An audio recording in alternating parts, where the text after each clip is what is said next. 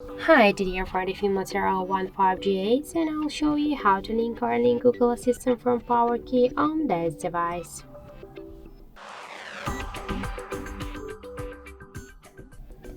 So now by press and hold or just by double press to the power key, we can see that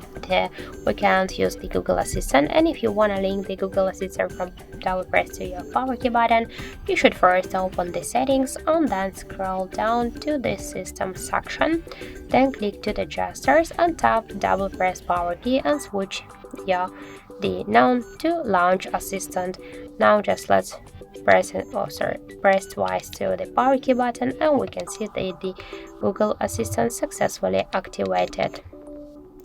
If you wanna just turn off this option, by the same way, go to the settings, click to system, to gestures,